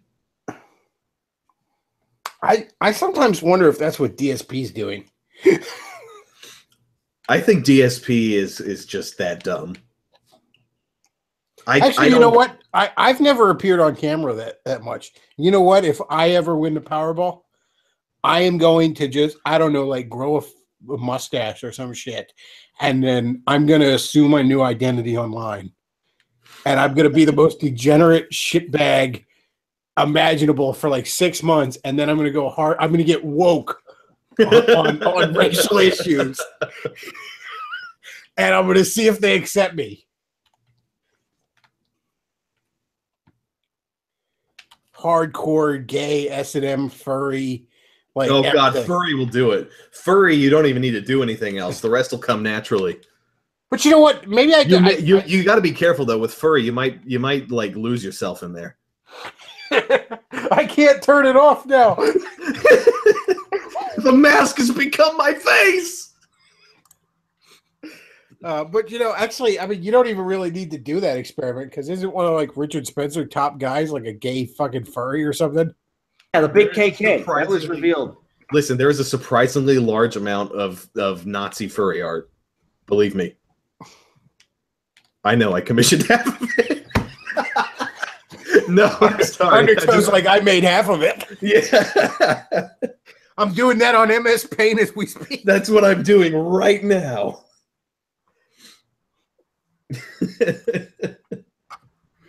Yeah, that's it. I'll start as somebody who identifies as Princess Sally. You need to be like the guy who said, "Oh, I'm going to transition into a feminine hygiene product." That guy. He had his first name legally changed to Pad. I'm not making this up. And then I'm gonna go full fucking Nazi. Like I'm gonna see if I can get somebody to do like a really like not a real tattoo, but like a temporary one that looks really real of like a swastika on my ass and go on YouTube with that. A swastika. Yeah. Like just full. That is my project if I win the Powerball. Is just fuck with the white nationalists in that regard. And then at the end, I'm going to be like, this was just to show you the dangers of having no standards beyond being white. Like, I'd be interviewed on CNN as fucking, I don't know, Rusty Shackelford or whatever the fuck my name is. Richard Chasen. We're here with infamous gay Nazi furry Andrew Banner.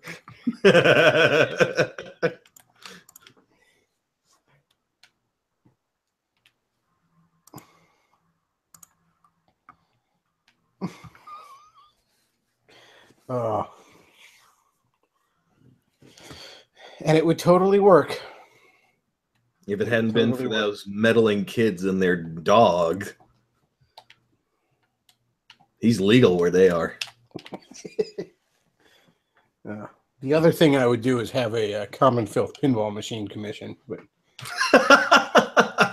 what? That's I don't know why, but I want to make a Common Filth pinball machine. Like that is so out of left field, and I love it. You know why? Like there'll be like a dog head that if you get the pinball in, it makes the dog like oh no. And then like yeah, there's like a bit crushed Whitney, Wisconsin up on this like the little like LCD like banner thing where it's like fuck dogs. And then and then when you get a game over, it just you hear Common Filth go like we should have listened to God. You can also sub in everyone is a disgrace. Yeah, exactly. I comb through Common Filth things for you get in like this one little like hole that has like a biohazard symbol and you just hear like med resistant AIDS. Like, the one Gatorade is a human right. Yeah, yeah.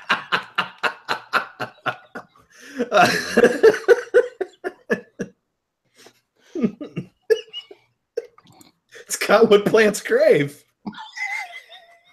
Yeah, so those are my 2 lottery dreams. I keep waiting for the nightmare to end and for me to wake up. It just keeps going. That's my lottery dream, a common filth pinball machine. I don't know where that came from, but it was beautiful. I don't know. It's the weird places my mind goes. Common filth merchandise. A little angry Mexican guy that goes, everyone's a disgrace. Viva la raza! That would be what it does as you're launching the ball and it's going up. Viva la raza!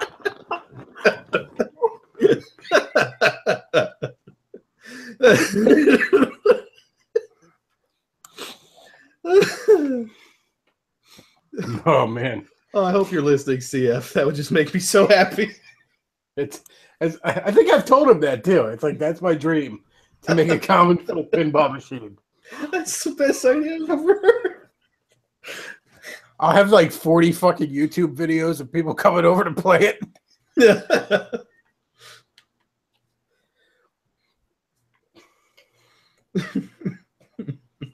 Med-resistant AIDS.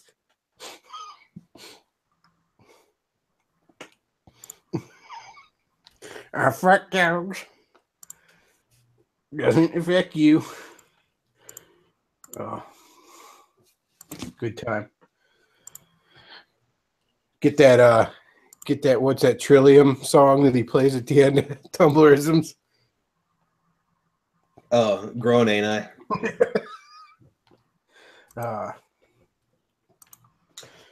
All right. Well, I think we've rambled on long enough here. Hold on. You know what we need in addition to the Common Filth pinball machine? We need a Red Letter Media pinball machine. And it would have the music from the end of the Plinkett reviews. I squeeze guts till my clips is spent. I squeeze them. I could actually see somebody ended up doing an Angry Video Game Nerd pinball machine. Like every time you get a pinball and you lose one, it would be Rich Evans going, AIDS! Oh, dear. Alrighty. Well, I think that's it for this week. Forney, thanks for being on. Thanks for having me. Undertow, thanks for hopping in here. As the ancient Hawaiians used to say, little cuz, anytime. I'm not sure when we're getting Luke back. His day job's been working him a lot of Saturdays, but he will be back at some point. And he's currently working on a VidMe vid that I think should be ready by the end of this coming week. So I'll be back. Look forward to that. If you enjoy the show, check out the sponsor and Clary's new book. You can also like, comment, subscribe. That's a big help, while you're still allowed and I'm not put in restricted mode. Check out the VidMe page. Check out my Twitter, the Bechtloff. I'm on Gab, the Bechtloff. Facebook page, the Bechtloff. If you enjoy the show, there's the tip jar down below where, I'm not going to be able to make that pinball machine happen without some shekels there, boy. But yeah, that's all we got for this week, folks. Go to church tomorrow, you heathens, and Bechtloff out.